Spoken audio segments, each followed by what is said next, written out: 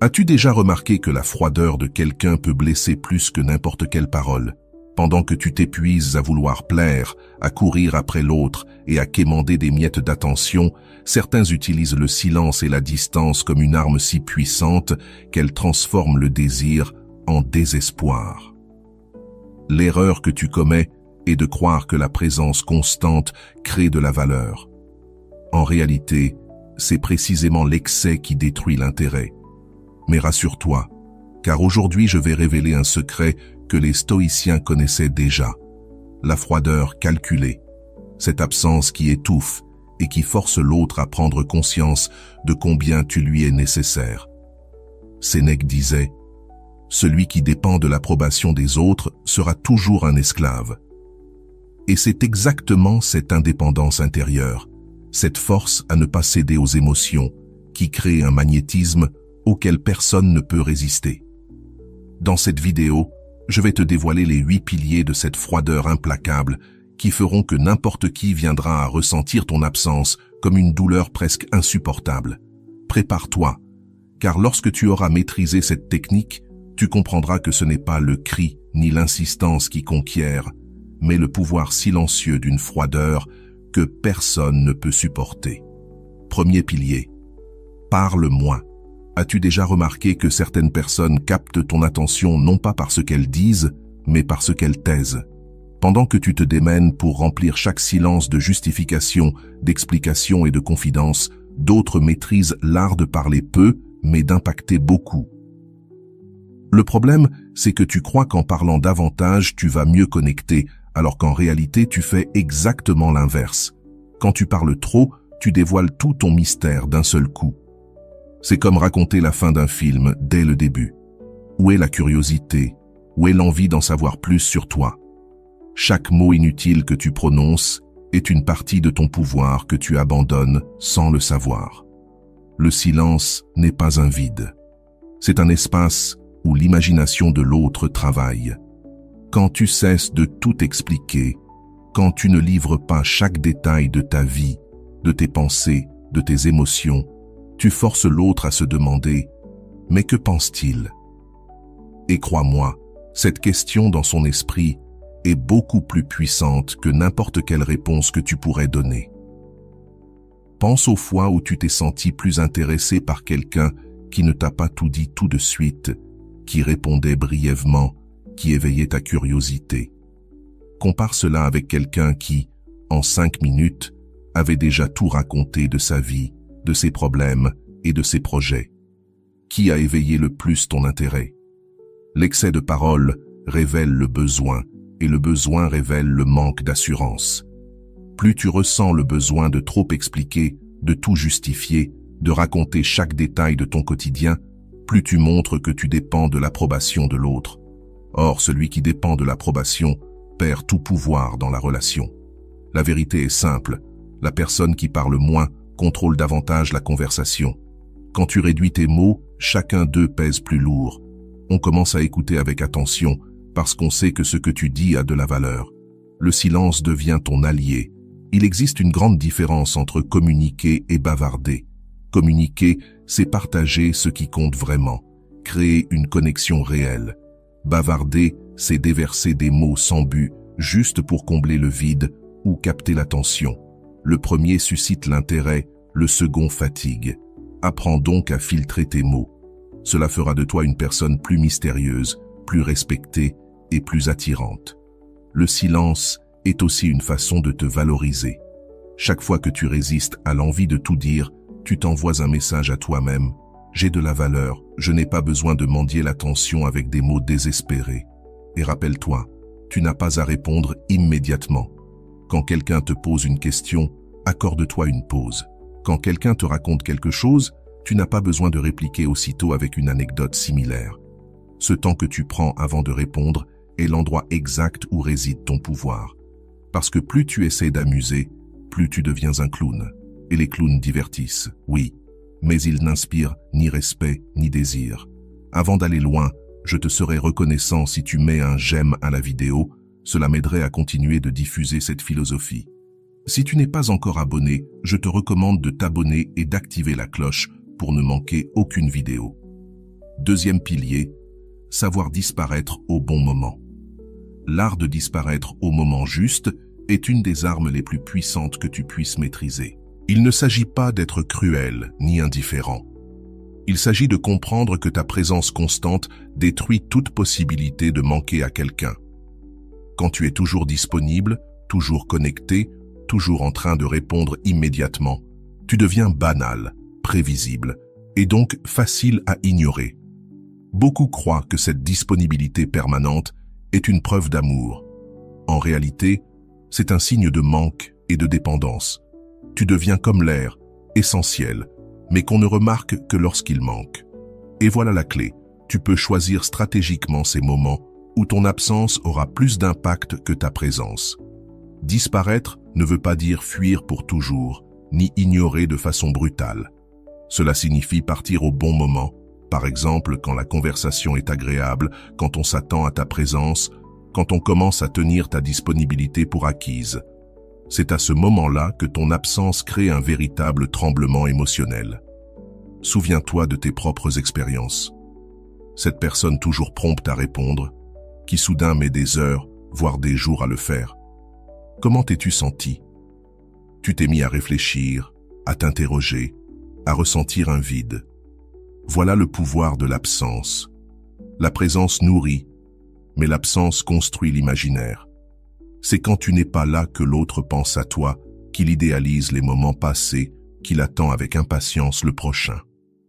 Attention toutefois, il y a une ligne fine entre disparaître stratégiquement et jouer de manière irresponsable avec les émotions de l'autre.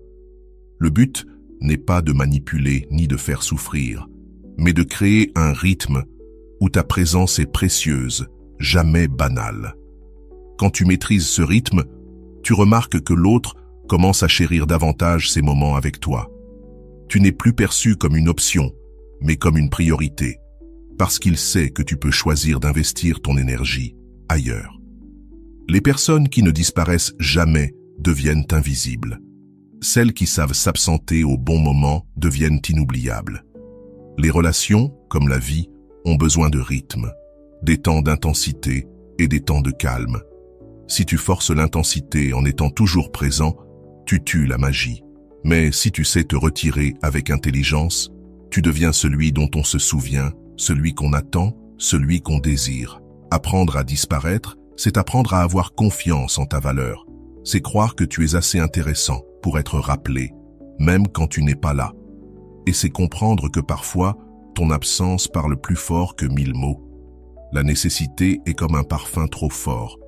Tu ne te rends peut-être pas compte de l'intensité avec laquelle tu le portes, mais tous ceux qui t'entourent le sentent et s'éloignent. Lorsque tu montres que tu as désespérément besoin de l'attention, de l'approbation ou de la présence de quelqu'un, tu abandonnes tout ton pouvoir et tu te places dans une position de faiblesse. Même ceux qui avaient un intérêt sincère pour toi peuvent finir par s'éloigner.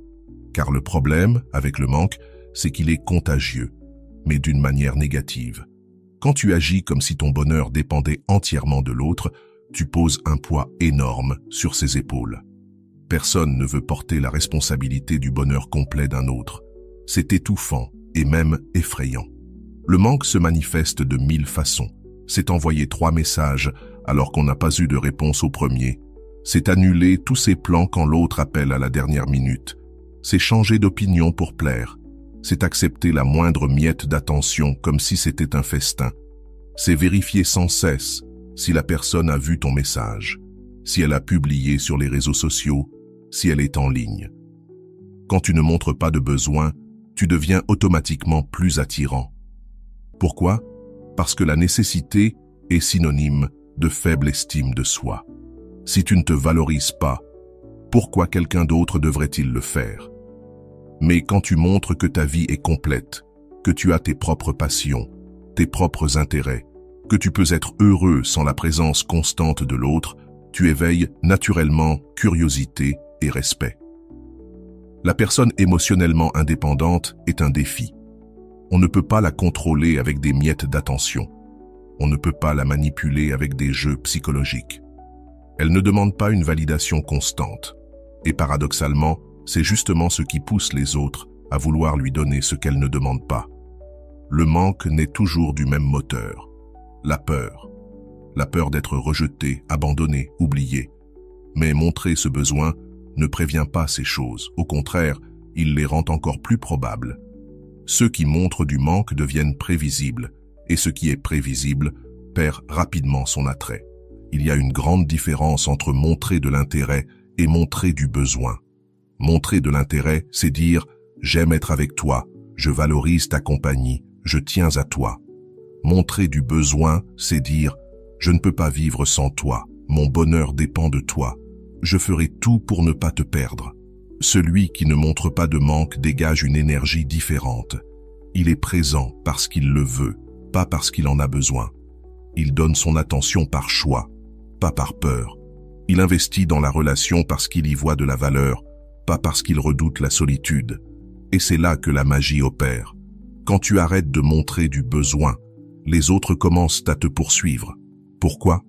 Parce que tu brises le schéma auquel ils s'étaient habitués. Si avant tu courais derrière eux, maintenant tu avances dans ta vie. Si avant tu étais toujours disponible, aujourd'hui tu as tes propres priorités.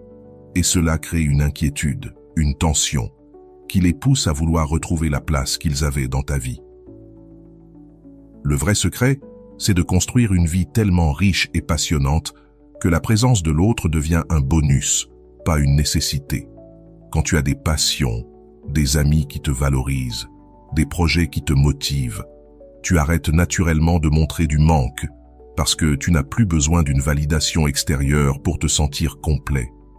Le besoin se cache aussi dans l'envie de toujours plaire. Tu dis oui à tout. Tu n'es jamais en désaccord. Tu n'imposes jamais de limites. Tu crois que cela gardera la personne près de toi, mais en réalité, tu deviens une personne sans personnalité propre, sans opinion, sans valeur individuelle. Apprendre à ne pas montrer de manque, c'est apprendre à se suffire à soi-même. Cela ne signifie pas devenir froid ou indifférent, mais développer une sécurité intérieure qui t'évite d'avoir constamment besoin d'approbation. C'est comprendre que tu es déjà complet et que les autres peuvent ajouter de la valeur à ta vie, mais qu'ils ne sont pas responsables de la remplir. Ensuite, vient une règle essentielle, sois imprévisible. La prévisibilité est le tueur silencieux de l'intérêt amoureux. Quand l'autre peut anticiper chacune de tes réactions, de tes réponses, de tes gestes, tu deviens un livre qu'il a lu 1000 fois. Peut-être qu'il l'aime encore, mais il n'a plus envie de l'ouvrir. Le cerveau humain est programmé pour se tourner vers ce qui est nouveau, surprenant, différent. Quand tu es prévisible, tu n'actives plus cette partie primitive qui génère curiosité et intérêt. Tu deviens du décor. Tu es là, mais tu ne provoques plus aucune émotion forte. Être imprévisible ne veut pas dire être instable. Cela veut dire garder une part de surprise dans ta façon d'agir, dans tes réactions, dans ton évolution. Ne pas toujours suivre le même schéma, ne pas toujours répondre de la même façon. Celui qui est imprévisible garde une aura de mystère qui attire. L'autre doit t'observer, t'analyser, essayer de deviner. Et cette attention focalisée sur toi est exactement ce qui nourrit l'attraction. L'imprévisibilité casse aussi la zone de confort. Quand l'autre ne peut pas totalement te contrôler par des schémas connus, il se sent défié. Et ce défi réveille un instinct humain primaire, le désir de conquérir, de comprendre, de s'approprier. Cela ne veut pas dire inventer un rôle ou jouer un masque. Cela signifie simplement explorer tes propres facettes, montrer que tu es multiple, que tu évolues sans cesse. Si tu es toujours sérieux, ose être joueur. Si tu es toujours disponible, sois occupé parfois. Si tu dis toujours oui, apprends à dire non. Parce que trop de sécurité tue la passion. Les relations ont besoin d'une petite tension, de cette délicieuse attente de ne pas savoir exactement à quoi s'attendre. Quand tout est prévisible, cette tension disparaît, et avec elle, disparaît l'émotion. Celui qui est imprévisible reste dans les mémoires. Même absent, il continue d'occuper de l'espace mental, parce que l'autre cherche encore à le comprendre. Et c'est précisément cette incertitude, ce mystère, qui garde l'intérêt vivant. Enfin, il existe un autre art puissant, celui d'ignorer, mais seulement quand c'est nécessaire. Ignorer au bon moment peut devenir une arme redoutable, mais c'est aussi l'une des plus dangereuses si elle est mal utilisée. Il ne s'agit pas d'être cruel ou irrespectueux, il s'agit de comprendre que ton attention a de la valeur et que tu n'as pas à la distribuer à n'importe qui, à n'importe quel moment, pour n'importe quelle raison. L'attention constante te dévalorise toi-même. Quand tu réponds à tout, que tu réagis à tout, que tu donnes de l'importance à chaque geste de l'autre, tu envoies le message qu'il n'y a rien de plus important dans ta vie.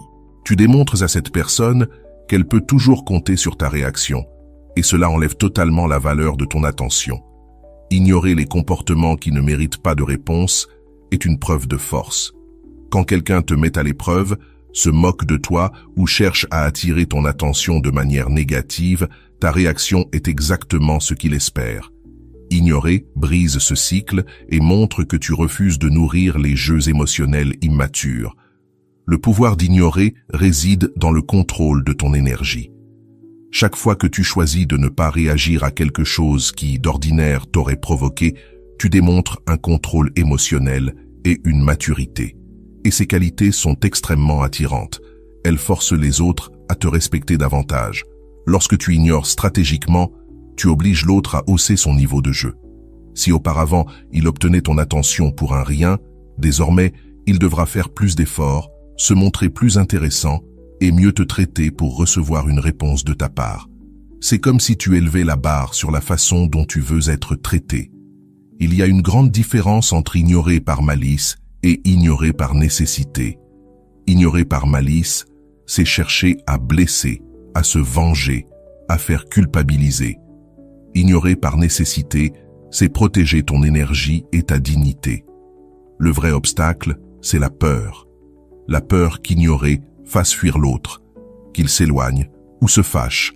Mais en réalité, si quelqu'un s'éloigne simplement parce que tu n'as pas donné d'importance à ses futilités, c'est qu'il ne méritait pas ton attention dès le départ. Quand tu apprends à ignorer ce qui n'a pas d'importance, tu redonnes de la valeur à ce qui compte vraiment. Tes réponses commencent à avoir du poids, tes réactions deviennent attendues. Ton attention n'est plus acquise, elle est disputée. Ignorer devient alors une forme d'éducation émotionnelle. Tu enseignes à l'autre comment tu veux être traité.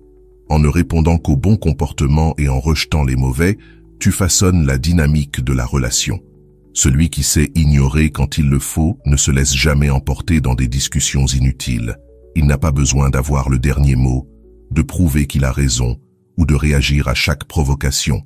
Cette sérénité et ce contrôle forcent le respect et obligent les autres à revoir leur comportement. Ignore les messages inutiles. Tu n'as pas à répondre à chaque mème, à chaque commentaire ou à chaque tentative de conversation quand tu es occupé. Ta disponibilité doit se mériter, elle ne doit jamais être considérée comme acquise. Le silence, souvent, en dit plus que 1000 mots. Ne pas répondre, c'est faire une déclaration puissante. Ton temps et ton énergie sont trop précieux pour être gaspillés. Apprendre à ignorer quand c'est nécessaire, c'est apprendre à se valoriser soi-même. C'est comprendre que tu ne dois de compte à personne sur chaque aspect de ta vie. C'est savoir que tout ne mérite pas ton énergie et que préserver ta tranquillité vaut bien plus que de vouloir plaire à tout le monde. Un autre point essentiel, ne sois pas toujours disponible. La disponibilité constante est l'une des plus grandes erreurs que tu puisses commettre si tu veux maintenir l'intérêt de quelqu'un. Quand tu es toujours libre, prêt à annuler tes projets pour l'autre, tu deviens comme un produit en solde, facilement accessible, donc sans désir ni urgence. Les personnes qui sont toujours disponibles donnent l'impression de ne pas avoir de vie, de projet, ni de priorité. Et si tu parviens toujours à caser quelqu'un dans ton emploi du temps, il en conclura que tu n'as rien de vraiment intéressant dans ta propre vie. À l'inverse, la rareté crée de la valeur. C'est une loi économique qui fonctionne aussi dans les relations humaines. Quand ton temps est limité, quand ta présence doit être conquise, tu deviens immédiatement plus désirable. Avoir une vie occupée n'est pas une excuse, c'est une nécessité. Tu as besoin de projets, de passions, d'amis, de rêves personnels. Construis une vie riche et intéressante et tu ne seras naturellement pas toujours disponible. Cela te rendra beaucoup plus attirant. Celui qui n'est pas toujours disponible éveille la curiosité. On se demande ce qu'il fait, où il est, pourquoi il ne répond pas immédiatement. Cette curiosité te garde présent dans l'esprit de l'autre, même en ton absence. Quand tu es toujours disponible, tu enlèves toute la magie et l'anticipation. Il n'y a plus de surprise, plus d'attente, plus cette joie de gagner un peu de ton temps. Tout devient banal et prévisible. La disponibilité permanente est aussi un signe de manque de limites personnelles. Or, tu as besoin de temps pour toi, pour tes projets, pour ton développement personnel. Les personnes occupées sont perçues comme plus réussies, plus intéressantes, plus désirables. Même si tes activités ne sont pas extraordinaires, le fait d'avoir une vie remplie change la perception que les autres ont de toi. En n'étant pas toujours disponible, tu obliges l'autre à planifier, à s'organiser, à vouloir ta compagnie au point de faire un effort. Souvent, la peur de ne pas être disponible vient de l'insécurité. Tu penses qu'on va t'oublier ou te remplacer. Mais la vérité, c'est que ceux qui sont toujours disponibles finissent justement par devenir l'option de secours. Quand tu as une vie riche, tu as des choses à raconter, des expériences à partager, des histoires intéressantes à offrir. Ceux qui n'ont pas de vie propre ne peuvent que parler des autres ou poser des questions sur leur vie. À l'inverse, la disponibilité sélective crée un rythme sain dans la relation, des moments de proximité intense et des moments de distance naturelle. C'est ce rythme qui entretient le désir dans le temps, car il laisse de la place pour le manque et l'appréciation des moments partagés. Apprends à dire que tu es occupé, même quand tu ne fais rien de spécial. Car parfois, ton temps pour te reposer, réfléchir ou simplement être seul est tout aussi sacré que tout le reste. Et il n'a pas à être sacrifié pour quelqu'un qui exige ton attention. Enfin, laisse les autres venir vers toi. La dynamique la plus puissante dans une relation, c'est quand tu inverses les rôles. Au lieu de courir après l'autre, c'est lui qui doit venir vers toi. Cela ne se produit pas par hasard. Cela arrive quand tu comprends que celui qui poursuit perd du pouvoir et que celui qui est poursuivi gagne en valeur. Quand tu poursuis trop, tu détruis tout le défi, toute la conquête et toute l'émotion de la chasse. Les gens aiment conquérir, pas être conquis. C'est inscrit dans notre ADN depuis les premiers temps. La chasse est plus excitante que la capture. Le processus de conquête est plus intense que le résultat final. Lorsque tu offres tout sur un plateau, tu prives l'autre de cette sensation addictive de conquérir quelqu'un de spécial. Si tu veux que quelqu'un vienne vers toi, tu dois d'abord cesser de le poursuivre. Arrête d'envoyer le premier message. Arrête de toujours relancer les conversations. Arrête de faire les plans. Arrête d'être celui ou celle qui prend toujours l'initiative. Ce vide que tu crées perturbe l'autre d'une manière qu'il ne pourra même pas expliquer. La personne qui t'avait toujours eu à ses pieds sera surprise quand tu arrêteras de courir derrière elle. Elle se demandera ce qui s'est passé, commencera à ressentir ton absence d'une façon qu'elle n'avait jamais imaginée. Et cette gêne la poussera à agir pour récupérer l'attention dont elle avait l'habitude. Quand tu cesses de poursuivre, tu t'élèves automatiquement dans son esprit. Elle se met à s'interroger. Pourquoi as-tu changé? Que fais-tu de différent? Qui attire désormais ton attention? Cette incertitude provoque une forme d'anxiété qui pousse à vouloir regagner la place qu'elle avait dans ta vie. La clé, c'est de devenir tellement intéressant, heureux et occupé avec ta propre vie que l'autre ait la sensation de manquer quelque chose d'important en n'ayant plus ton attention. Quand tu es satisfait, épanoui et investi dans tes propres projets, tu deviens naturellement quelqu'un qu'il vaut la peine de poursuivre. Il ne s'agit pas de jouer à des jeux d'enfants ou d'être faux. Il s'agit de reconnaître ta propre valeur et d'arrêter de te rabaisser en mendiant des miettes d'attention. Tu as beaucoup à offrir, et si la personne ne le voit pas, c'est son problème, pas le tien. Quand tu parviens à ce que quelqu'un te poursuive, toute la dynamique de la relation change. Tu deviens une priorité et non plus une option. Tu reçois enfin l'attention et les efforts que tu mérites, parce que désormais, l'autre doit travailler pour avoir accès à toi. Ce qu'on obtient sans effort n'a pas de valeur, mais ce qui doit être conquis devient précieux. Faire en sorte que quelqu'un te poursuive révèle aussi ses véritables intentions. Celui qui se soucie vraiment de toi fera le pas quand il sent qu'il est en train de te perdre. Ceux qui n'en ont rien à faire accepteront simplement ton absence et passeront à autre chose. C'est une façon de filtrer qui mérite vraiment de rester dans ta vie. La peur de perdre quelqu'un vient de l'idée qu'en arrêtant de courir derrière, tu risques qu'il parte pour toujours. Mais si la personne s'en va uniquement parce que tu as cessé de réclamer son attention, elle n'a jamais été réellement intéressée par toi, seulement par l'ego que tu nourrissais. Quand tu maîtrises cet art, tu ne te sens plus jamais désespéré dans tes relations. Tu comprends que les personnes qui en valent la peine feront l'effort de rester. Et ceux qui ne le font pas n'avènent pas leur place auprès de toi. Et voici une autre arme puissante. Fais sentir ton absence. Ce n'est pas disparaître pour toujours, ni être cruel.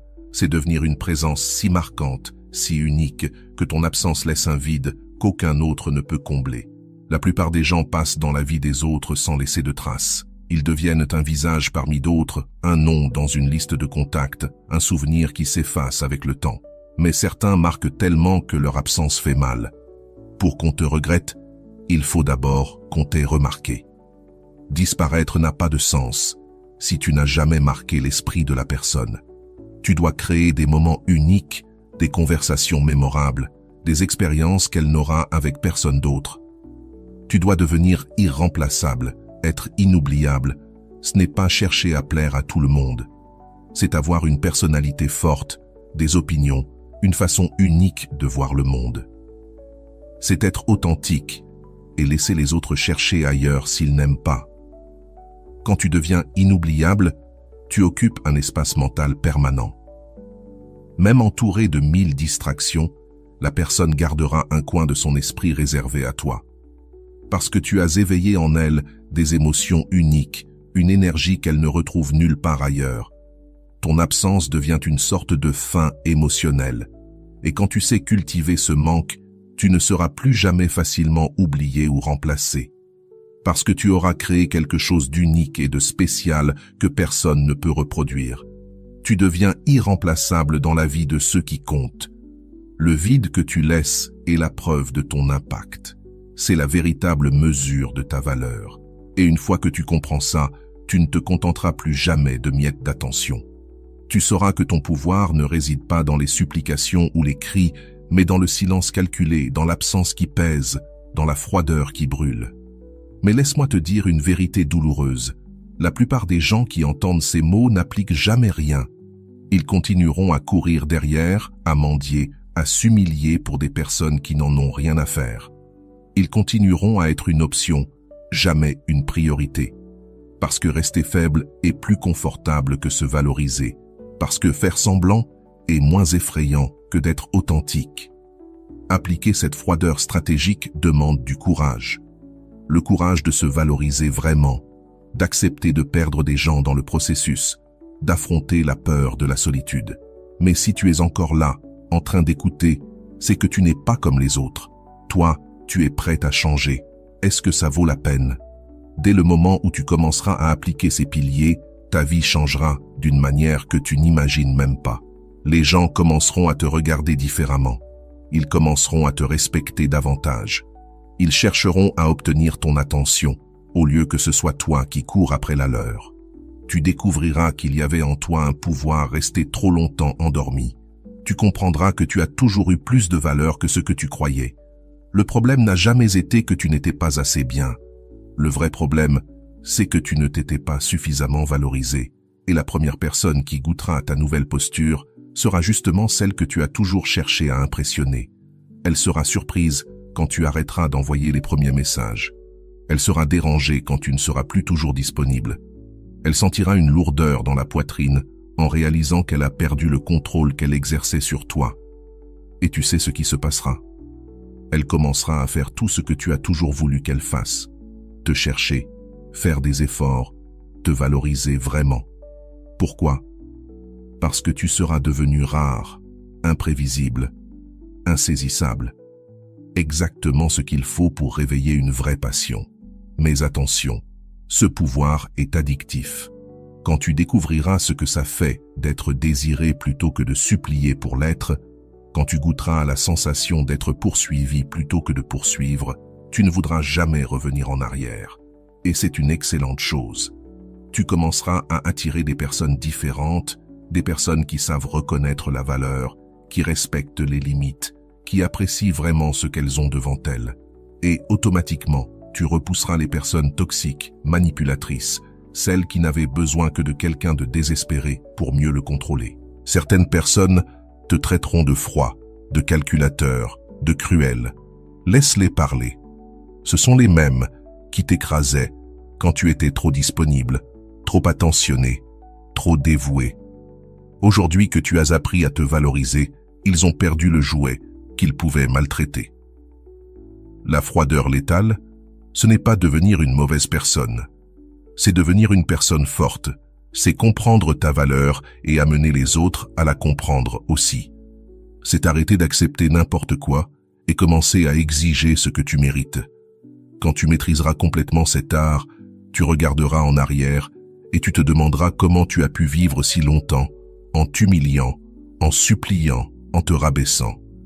Tu éprouveras de la pitié pour la personne faible que tu étais autrefois et de la gratitude pour la personne puissante que tu es devenue.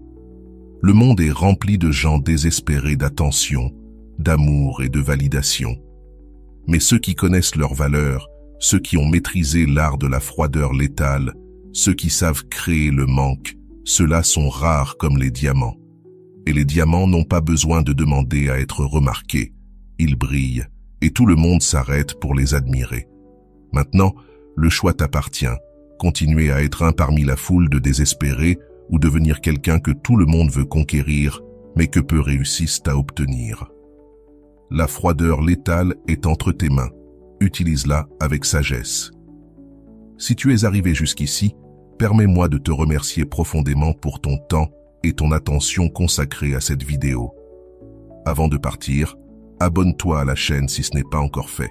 Je te laisse ici 2 vidéos qui pourraient t'intéresser. Prends soin de toi et à bientôt.